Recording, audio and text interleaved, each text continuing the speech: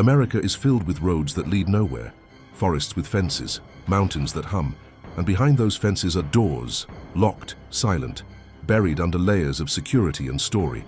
For every city you can visit, there's another you can't. For every landmark on a map, there's a blank space beside it. Hidden beneath the phrase restricted area, they tell us it's for protection, of weapons, of secrets, of us. But protection and concealment often look the same from the outside.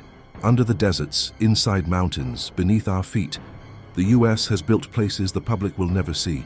And sometimes, what they're hiding isn't a weapon, it's a question. Lock your doors, put on your headphones, because after this video, you'll never see the United States the same way again. Mount Weather, the city underground. It hides inside a mountain just 60 miles from Washington, D.C., invisible behind rows of pine and a single gated road. Locals call it Mount Weather. The government calls it the Emergency Operations Center, a name that says nothing about what truly exists beneath the stone. Construction began in the 1950s at the height of the Cold War.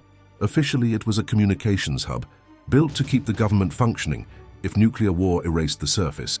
But according to declassified memos, the facility was designed as something far larger, a self-contained city underground, complete with power grid, reservoirs, hospitals, dormitories, and a population list that reads like the federal phone book. When President Kennedy toured the site in 1961, he described it as adequate. No transcript of the visit has ever been released.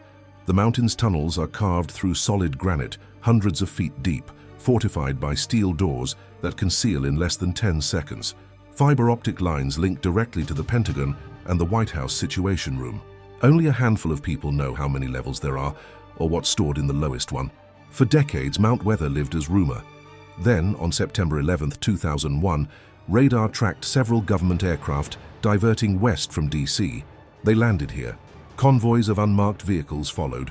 For 48 hours, Mount Weather became the capital of the United States. After that day, the site disappeared again, back into silence. Employees speak in code. The mountain appears on public maps only as Federal Emergency Management Agency Special Facility. Its perimeter fence is motion-sensitive, electrified, and constantly patrolled. Satellites show new ventilation shafts added over the years, but no record of construction permits exists. Former staff describe long corridors that hum like generators even when the power is off, and murals of blue sky painted on concrete walls to remind residents what sunlight used to look like. One technician said the air down there feels older than time, like the mountain is breathing for us. Environmental sensors placed by private researchers have recorded low-frequency vibrations under the region, steady, mechanical pulses that stop precisely at the facility's borders. Seismologists can't explain them. In 2010, a hiker wandering too close to the restricted line reported hearing a sound like a heartbeat coming from the ground. 2 weeks later, that section of fence was replaced with reinforced panels twice as tall. The mountain's upper slopes remain publicly accessible, dotted with antennas and weather equipment. But the real Mount Weather, the one carved into the dark, has no windows, no clocks, no exits without clearance. If a catastrophe ever comes, this is where the government will survive while the rest of the country burns. Or at least, that's what they tell us. Because beneath that granite shell, sealed behind miles of wire and silence, Mount Weather keeps humming. Steady, patient, alive. But maybe the mountain isn't protecting us. Maybe it's practicing.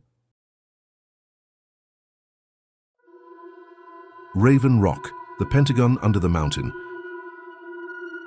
Drive the back roads along the Pennsylvania-Maryland border, and you'll see it only in glimpses. A fence line, a camera tower, the shimmer of floodlights through pine. The locals call it Raven Rock, the government calls it Site R. It was blasted into the Blue Ridge in 1951 during the panic years after Hiroshima. Officially, it's a continuity of government communications center. In truth, it's a mirror of the Pentagon, built to outlive it. 5 full stories of concrete and steel sink beneath the mountain, sealed behind 34-ton blast doors. If Washington, D.C. ever falls, this is where command will keep breathing. Declassified construction logs show the mountain's interior, reinforced with shock-absorbing slabs, its tunnels wired with redundant power, water and air.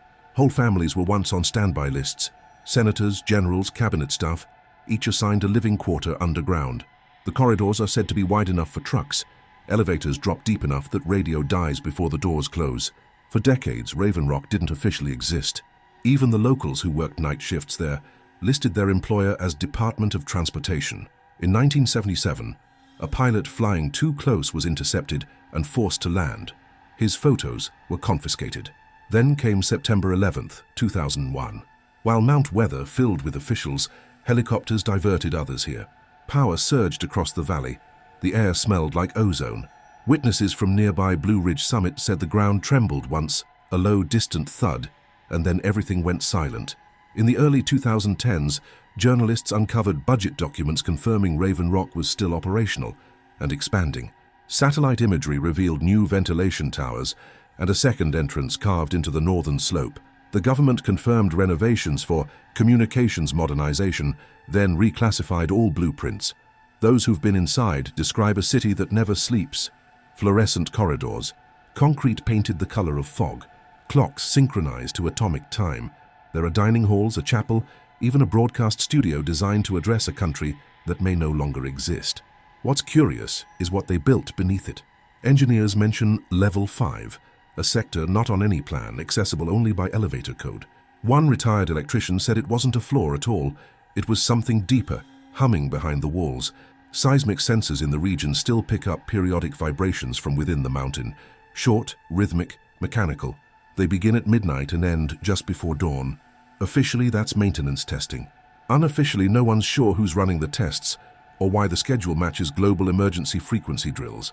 At the surface, everything looks ordinary. Trees, asphalt, wind. But if you stand on the road at night, you can hear air moving through unseen vents. Slow, deliberate, like a breath drawn under stone. Raven Rock is still active, still sealed, still waiting. Because if Mount Weather is where government survives, Raven Rock is where it remembers what it lost. Area 6, the runway that doesn't exist. Drive north out of Las Vegas long enough and the desert stops feeling like scenery and starts feeling like policy. Sagebrush thins, road signs vanish, and then the fences begin, miles of them, cutting the Mojave into squares no map explains. Beyond those fences lies a rectangle of white concrete etched into the basin of a dry lake. No terminal, no tower, just a runway so clean it looks like a scar you could land on. They call the broader region the Nevada National Security Site, once the Nevada Test Site, where mushroom clouds rose like new suns in the 1950s. Everyone knows the legend next door, Area 51. Fewer talk about the neighbor across the ridges, labeled on some internal diagrams as Area 6. It has no tourist law, no t-shirts, only a strip of pavement and buildings that aren't on any highway sign. Officially, Area 6 is for sensor development and training, a phrase that covers almost anything with a signal. Radar, cameras, electronic warfare suites, unmanned aircraft. Contractors fly in on unmarked turboprops. Convoys arrive after dark.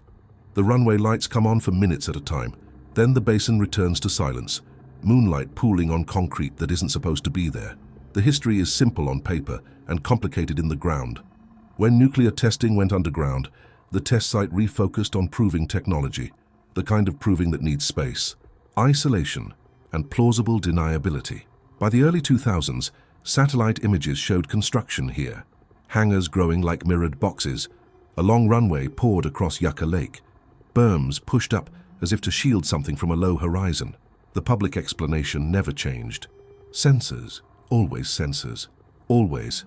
Pilots who ferried cargo into the NNSS talk about radio call signs that don't appear on civilian logs and instructions that end with switch to guard if instructed. They describe a place where the sky feels lower, like the air itself is aware it's being measured. One contractor claimed the first thing you notice inside a hangar at Area 6 is the silence. Not the absence of noise, the presence of something that eats it. On certain nights, hikers on distant public land say they see aircraft rise from the lakebed without strobes, heat shimmer trailing behind like a veil, and then nothing. No sound, no lights, only a feeling like a pressure drop rolling over the hills a few seconds later. There are mundane explanations. The Department of Energy and the National Nuclear Security Administration lease facility time.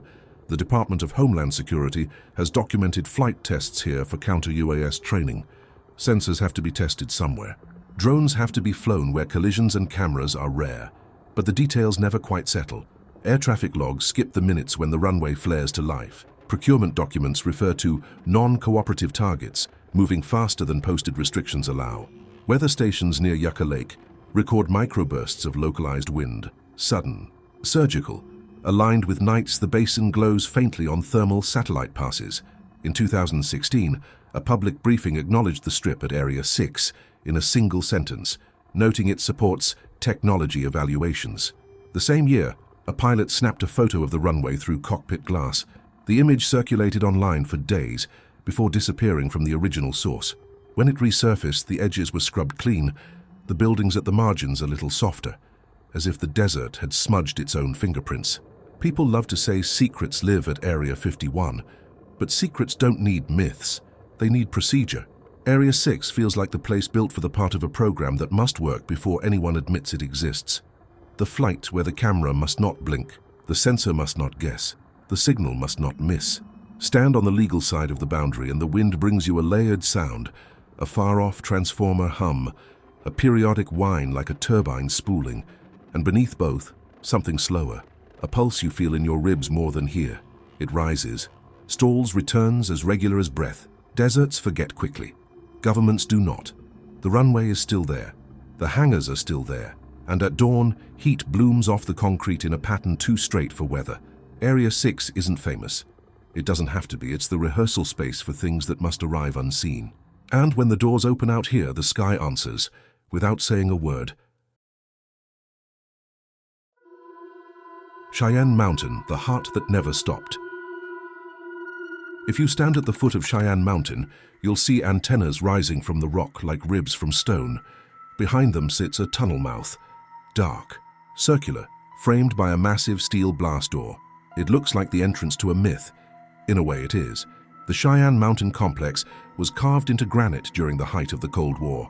Its purpose was survival, to protect the North American Aerospace Defense Command, NORAD, and its data in case the world above turned to fire.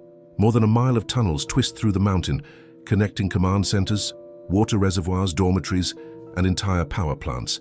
Each building inside rests on giant springs, so even a nuclear shockwave would pass through without breaking glass. It was meant to be the final heartbeat of the United States. Inside, time had rules of its own. Corridors were painted the same neutral gray to keep personnel calm. The air was filtered through miles of piping that hummed like ocean currents. Clocks aligned to Zulu time so that even under rock, soldiers could follow the rhythm of the world they might never see again. When the doors closed, they stayed closed. 25 tons of steel, sealing against the apocalypse. The sound was said to shake your bones, like the mountain exhaling once before holding its breath. During the Cuban Missile Crisis, the complex went on full alert. Teletypes hammered through the night. Radar operators whispered coordinates that could have ended the world. And when the crisis passed, the mountain stayed awake. It didn't trust peace. By the 1990s, technology had outgrown the rock. New sensors, faster data lines. NORAD moved above ground to nearby Peterson Air Force Base. The government announced that Cheyenne Mountain would be mothballed, but even a sleeping mountain can listen. In 2015, the Pentagon quietly reactivated parts of the complex, citing protection from electromagnetic pulse. Engineers returned, installing fiber optics, modern servers, reinforced blast valves. No one explained what exactly they were guarding against. Officially, the base was only partially operational. Unofficially, deliveries increased. Local residents noticed the tremors first, short, deep rumbles that roll through the foothills late at night, never strong enough to register as quakes. Some say it's maintenance, others say it's movement. Former contractors mentioned tunnels sealed off long before the upgrades, entire wings labeled Section D that no one was allowed to enter. When asked why, one shrugged. Some doors were welded shut from the inside. There are stories of rooms where the lights never go out, of computer banks still running decades-old code because no one knows how to turn them off. A few technicians claim to hear rhythmic clicking from behind old bulkheads, as if machinery deeper within is still cycling through commands. Standing outside, the mountain looks serene. Colorado sunlight, snow on the ridges, air clear enough to see forever. But step close to the entrance, and you'll hear a sound like breathing through metal. The echo repeats, slow and patient, syncing perfectly with your pulse. Cheyenne Mountain was built to survive the end of the world. The irony is that it might survive long after we stop needing it. Beneath tons of granite, lights still burn, doors still seal, air still moves through lungs of steel. Because even when the world stops beating, The mountain keeps its own heart.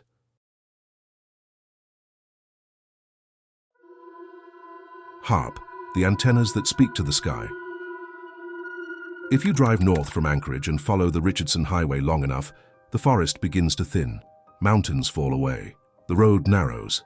And then, in the middle of a flat Alaskan plain, you see it. A grid of tall metallic towers reaching toward the clouds like frozen lightning. 200 acres of antennae, identical and still. This is HAARP, the High-Frequency Active Auroral Research Program, built in 1993 to study the ionosphere, the charged layer of atmosphere that dances with auroras and carries our radio signals. Officially, the facility transmits powerful radio waves upward to understand how solar radiation affects communication and navigation systems. But HAARP has never been just a science project. From the beginning, its power drew suspicion. The transmitters could generate 3.6 million watts, enough to heat a section of the sky. Military contracts labeled the site as dual use, part research, part defense. Funding came from the Air Force, the Navy, and DARPA, the same agency behind stealth technology and autonomous weapons. By the early 2000s, strange coincidences began to appear. In 2003, during a test window, seismographs across Alaska registered low vibrations, deep, rhythmic, untraceable to fault lines. In 2004, airline pilots reported seeing auroras spiral instead of drift, forming perfect rings above the region for several minutes. Officials dismissed it all as atmospheric interference, but the interference never stopped. Local residents in Gakona spoke of nights when radios picked up whispers in languages they couldn't recognize, and days when their compasses spun even under clear skies. One fisherman claimed his metal boat hummed for 10 minutes straight while passing within 50 miles of the array. In 2014, the Air Force announced HAARP's closure. The power was cut, staff dismissed, and the site turned over to the University of Alaska. For 2 years, it sat dormant, until 2016, when pilots once again began reporting electrical surges over the valley. The university admitted to limited civilian tests, but those tests weren't listed on any public schedule. Satellite thermal scans show the ground around the facility still warming periodically at night, even when the generators are cold. Some technicians believe the earth beneath HAARP stores residual charge, like a capacitor. Others whisper that it's something else. Not energy being stored, but something being answered. During one of the last Air Force demonstrations, observers noticed that the northern lights flared precisely when HAARP's transmitters shut down, not when they powered on. The effect seemed reactive, the sky responding after the command ended.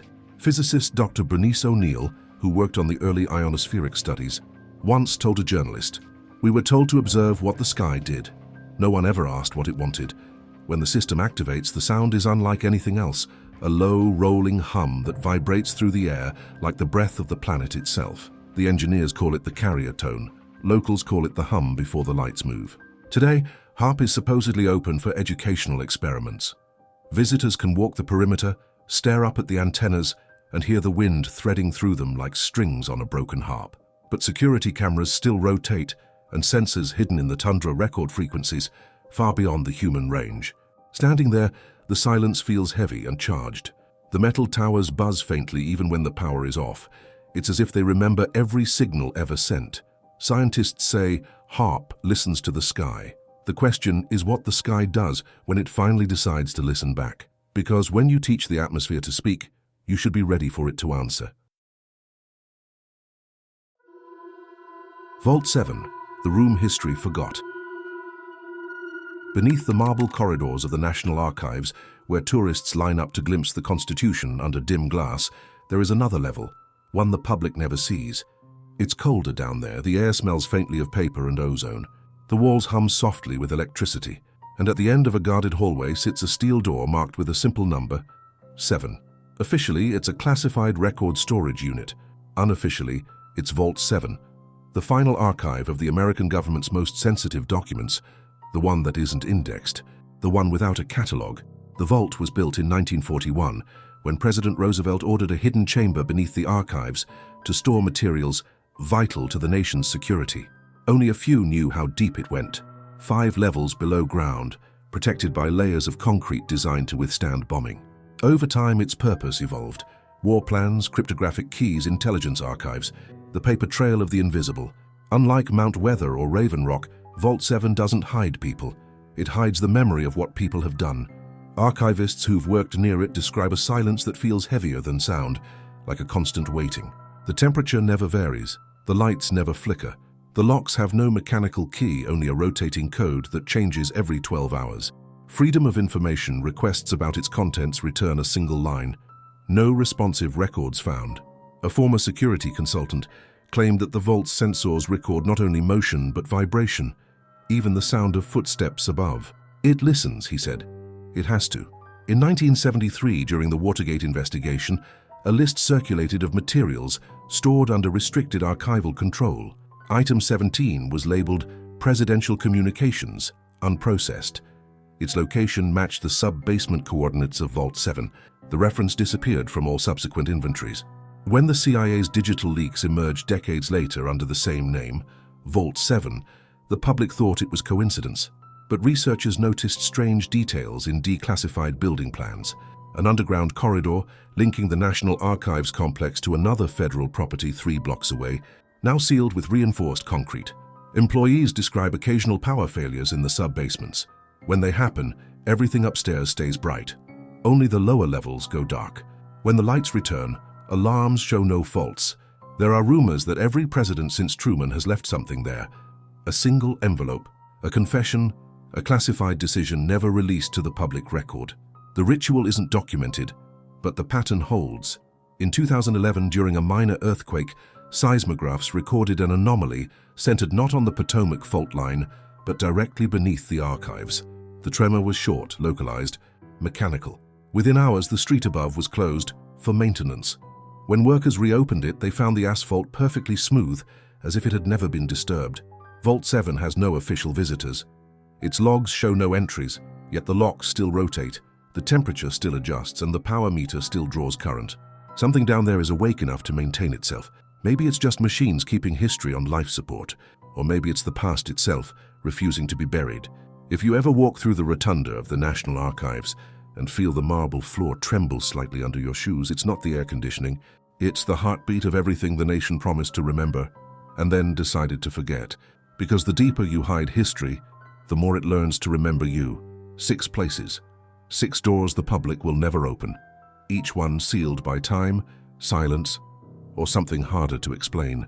From Virginia's hidden mountains to the frozen antennas of Alaska, these are the lungs of a country that never truly sleeps.